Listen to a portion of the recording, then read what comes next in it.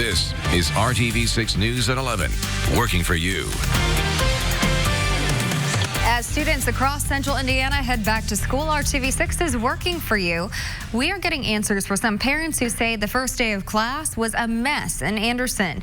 But our Graham Hunter learned the superintendent calls the confusion nothing out of the ordinary. It was an ordinary and exciting start to the school year Wednesday morning. Me, her, and their dad all took them to school. Until it was time for Brianna Kelly's kids to come home. Her mom, Helen Parsons, was waiting, but only one of them was dropped off when their school bus stopped by. And they never dropped off the other two. They were gone. Including her 5-year-old son, Ethan. And they told us they didn't know where he was. They couldn't locate him. Kelly started to panic. My son didn't come home. Or he didn't come home at all. They brought him back to school, and we had to go pick him up. It was almost 6 o'clock before I got my son back. So when you say they brought him back to school, where was he?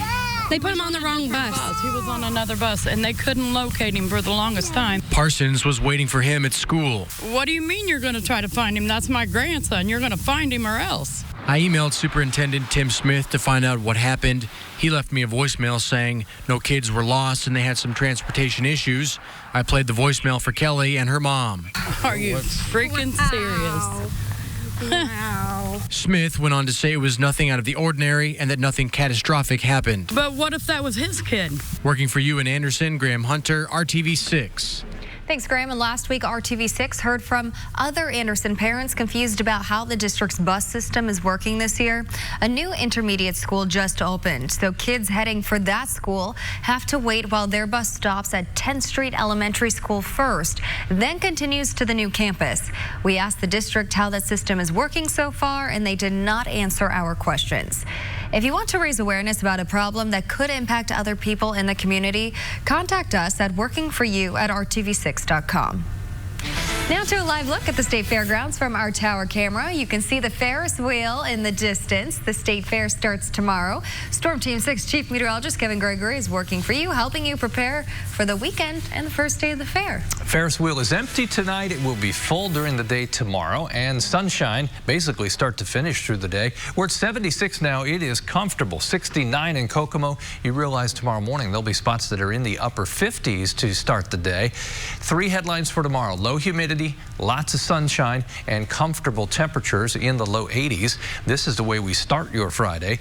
Middle to upper 50s north and northwest of Indianapolis. Lower 60s elsewhere. We'll follow the temperatures from the cool start to a midday temperature right around 80 in the metro area, a little cooler just outside of the city, and then by afternoon temperatures at about 83 for the afternoon high. We'll focus on what changes as we go into the first weekend of August coming up.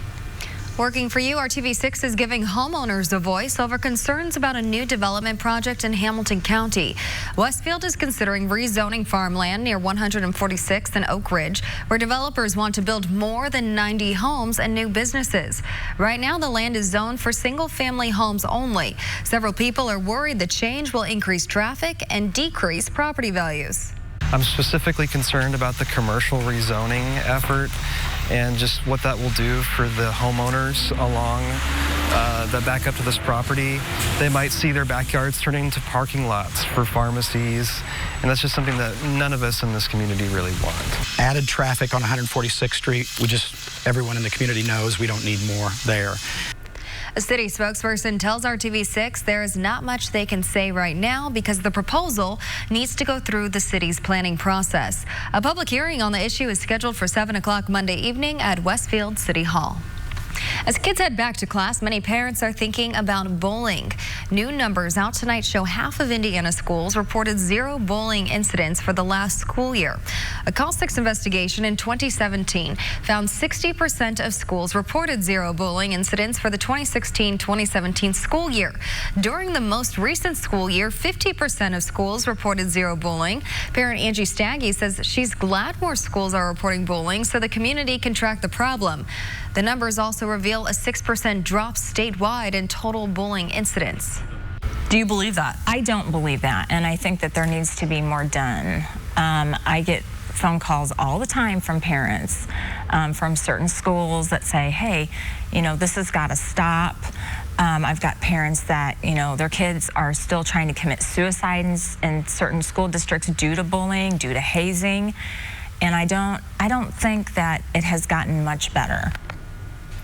Because of Call 6 Investigates reporting, state lawmakers passed a law that requires the Indiana Department of Education to remind schools they are required to report bullying each year.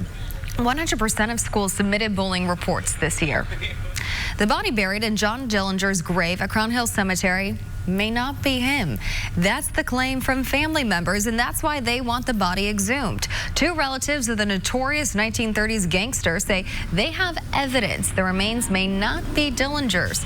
Earlier this week, we learned the process to dig up the grave will be part of a History Channel documentary. Fishers police are looking for this suspect caught on camera during a burglary at an apartment on 106th Street and Lantern Road. It happened around 1:30 this afternoon at Bella Vista Apartments. If you know this person or have information that could help investigators, call Fishers Police at 317-595-3300. People struggling with addiction have a new place to get help.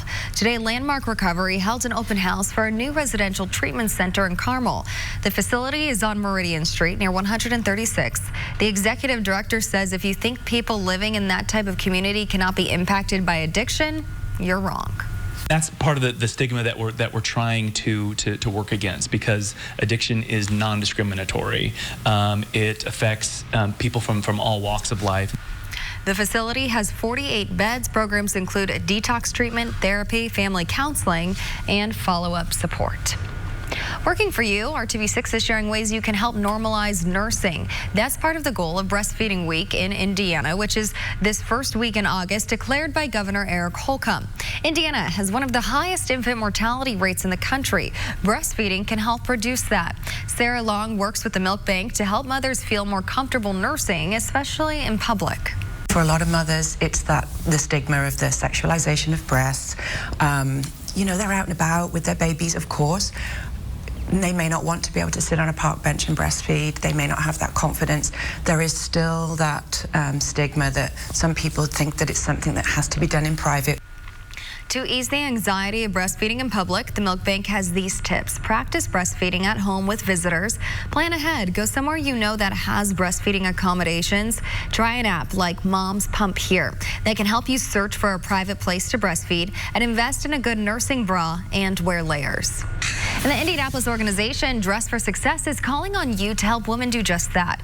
This month, the nonprofit is making a big push to collect new or gently worn suits and other professional attire. The executive director says the right outfit can play a big role in empowering women on their journey to get back on their feet. They're able to come to Dress for Success Indianapolis when they're looking for jobs and really get that professional look that's going to make them feel confident and look really great for the interview. And we align that then with job and career placement services and ongoing professional training.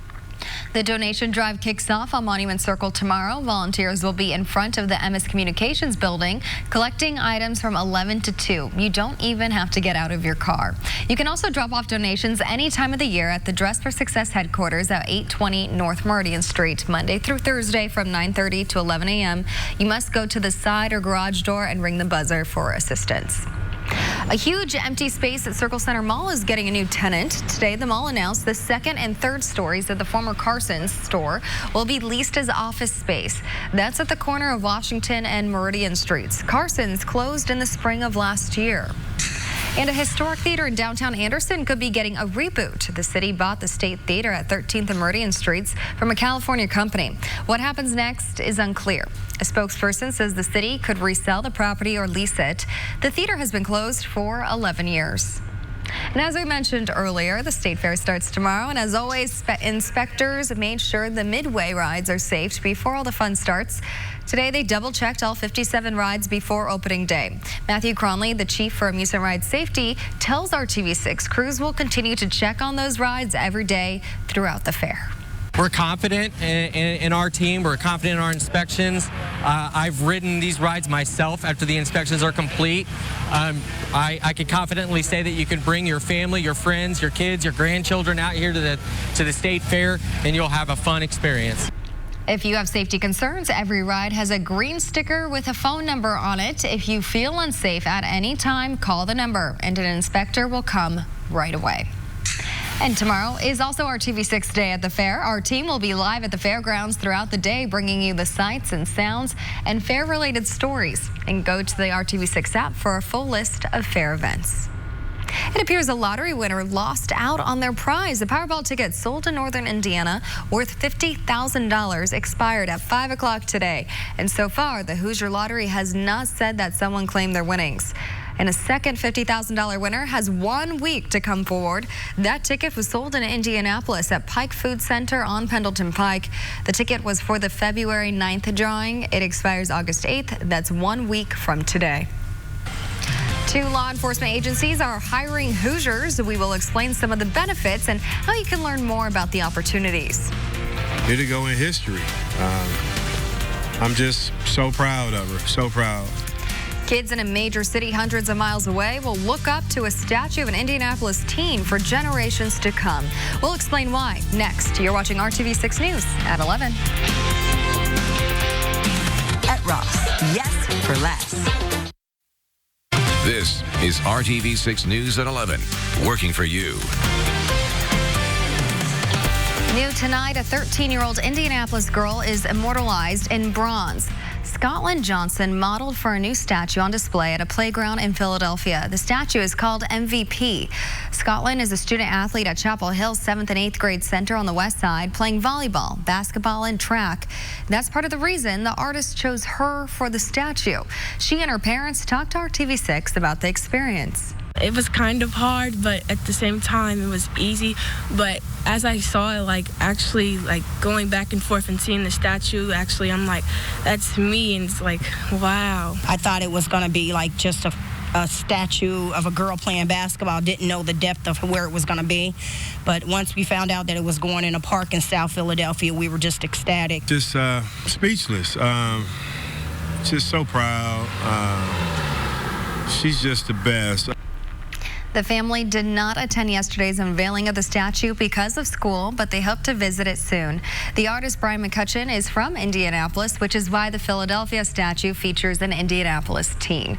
He also says he did not want there to be envy among young female Philadelphia athletes. The city commissioned him to create the statue after putting out an open call for the job. President Trump spoke in Ohio tonight. The rally comes one day after the Democratic debates. ABC's Rachel Scott reports from Cincinnati.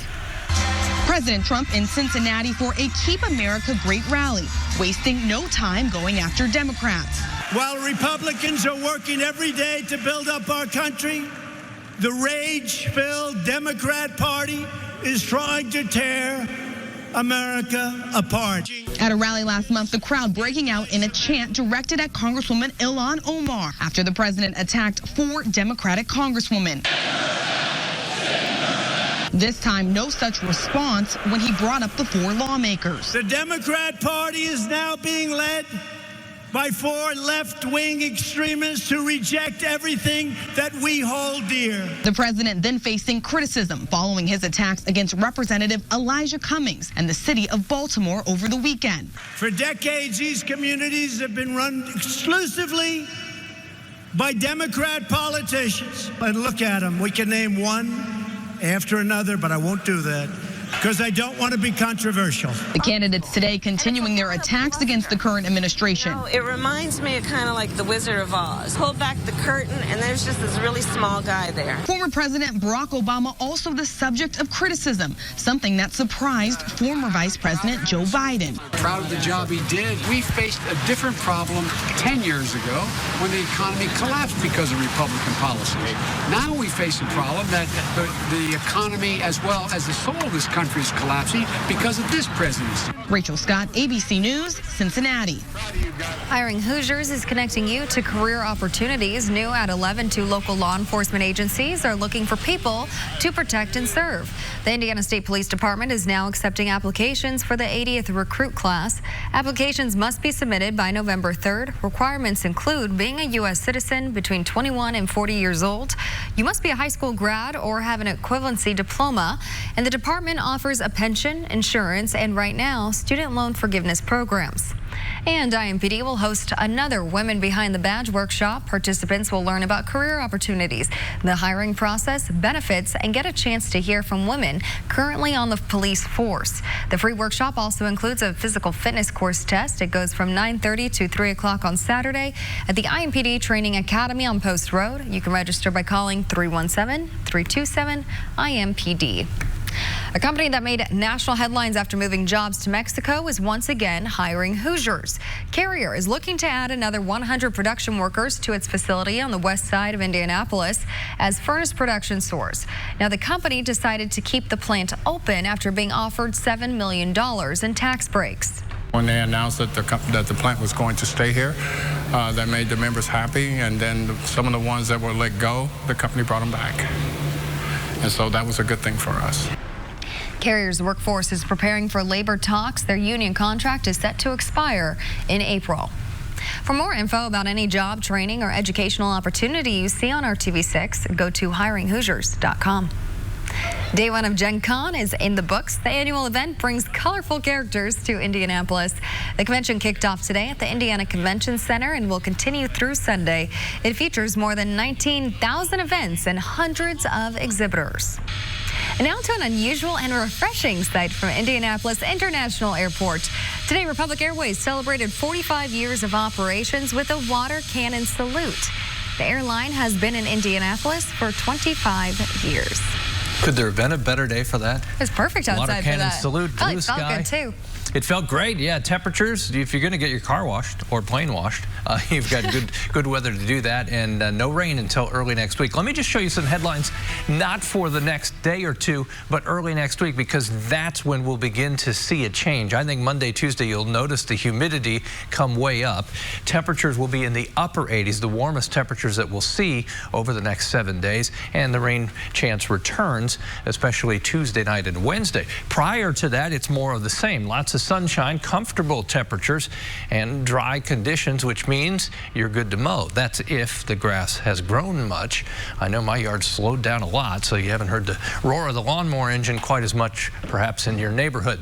Temperatures still below average tomorrow. Then we climb a little bit more as we get to Saturday, Sunday, and Monday. You see the trend. It's slow, it's gradual, and without much in the way of humidity through the weekend. It's early next week when we add a little more humidity to the picture. Humidity, well, will be on the comfortable side next couple of days. Next week, then, that will be the fuel for some thunderstorms, and by that point, we'll certainly need the rain, as we'll have another long dry stretch in progress. Through the day tomorrow, comfortable 60s in the morning. By noon, with lots of sunshine, 80 degrees. If you're headed to the state fair, take the sunscreen and your sunglasses. Afternoon temperatures around 83. That's for all of central Indiana. The wind will be light, and all that sunshine will make it a great day. After you spend some time at the fair, you can go to Victory Field. Baseball game tomorrow night. Friday night means fireworks after the game. First pitch forecast will be 81 degrees with the wind light out of the northeast. Into the weekend we step. The first weekend of August. Temperatures pretty much similar Saturday and Sunday. Maybe a little more humidity on Sunday, but nothing to where you really start to notice it. Partly to mostly sunny both days. Temperatures Saturday, by the time we get to noon, lower 80s. Afternoon temperature of about 85. And that 7-day planner, as you'll see in a second, shows the warmest temperatures early next week. Temperatures about average on Sunday. Monday, 87. Warmest day Tuesday. Chance for thunderstorms will go up Tuesday night and Wednesday. It's our next best chance for rain, and much needed rain at that point. Temperatures that during the overnight hours will be in the upper 50s to low 60s this morning will be almost 70 degrees by the middle of next week. Smooth sailing. Yes, it is. I like it. We have Brad Brown standing by with sports. Thanks, team. We're working our way toward the weekend. Soon we'll be working our way toward high school football, and that means a lot of work for a lot of guys all over the area. None more so maybe than what's going on right now at Monrovia. Getting a lot of work done here with a whole new look to the team for 2019. Dave First has that story next on the News at 11. Only at Ashley Home Store. This is home. Rise and shine, a third straight 9 a.m. practice for the Colts on Thursday. These two looked a lot like the previous two, specifically Andrew Luck not being on the field again, but head coach Frank Reich says Luck is doing a lot of work away from all of the eyes, much of it keeping his QB brain dialed in. The Colts are off tomorrow. Training camp practice continues at 2 p.m. Saturday in Westfield. And good evening, everyone. It is now August, and that means high school football will return later this month. So does another edition of our Friday Football Frenzy coverage. No one is preparing quite like Monrovia. Their countdown to Fridays has turned into something like a summer cram session. Dave First with tonight's Sports Extra Spotlight. A little rain isn't about to stop the progress of the Monrovia football program. So everyone heads to the gym. Every minute counts as they install a new program just 4 weeks before their first game. It's a little late to do that, yeah. So we're just kind of easing into it a little bit, but yeah, they're getting a big dose of it tonight. Nathan Aker is the new head coach, hired just 2 weeks ago, taking over a program whose trophy cases are filled with memories, where the home of the Bulldogs is determined not to miss a beat. What's this transition been like so far? It's been different, and it's been hard because, we just got in, like, the last month or the last few weeks of the month. This is the second week on the job, for crying out loud. Yeah. So it's crazy. We knew we couldn't get settled. We had to be ready to go, get ready to learn something new. But the tone was set. The tone was set, right? we were ready. We're going to build off the foundation that's been here, though. There's our youth league does a nice job. Our middle school coaches have done an outstanding job. And the previous coaching staff obviously did a great job. So we're going to build off that and just try to grow it in the future here. 2, 4, 6, 8. It's a numbers game. Every word now becomes important, every second. And some of the changes are noticeable. Getting in more shape, more discipline, like I said before. So. You keep going back to there's more discipline now in this team. Yeah. The kids, the coaching staff, everybody's kind of bought into that. We're going to do things the right way. We take care of that stuff, football will take care of itself, too. So, soon enough, the gym shoes will be replaced with cleats, and the roof will be replaced with the night sky. The countdown to Friday nights is on, and Monrovia will be ready. It is a little overwhelming at first. Took the first kind of week and a half. We had a scrimmage. We had a couple practices. Technically, school begins next week, but for you guys, it's already begun, right? Yeah. Class is already in session. Kevin Hutchins, the previous coach at Monrovia, left to take a job as an assistant coach at Center Grove. The regular season opens October 23rd. Monrovia's first game is against their conference rival, Cardinal Ritter. IndyCar announcing today that the series will be going to new hybrid engines in 2022, a combination of combustion and electric systems. The powertrains are expected to boost horsepower to more than 900. Push to pass will gain some power, and drivers will be able to refire their engines from the cockpit. That's new as well. The series is also looking to add a third engine manufacturer by then. 2022 will also see the new IndyCar chassis introduction. IndyCar's got the next couple weekends off. They're at Pocono Raceway for their next event on August 18th. We'll be back to finish up tonight's News at 11 next.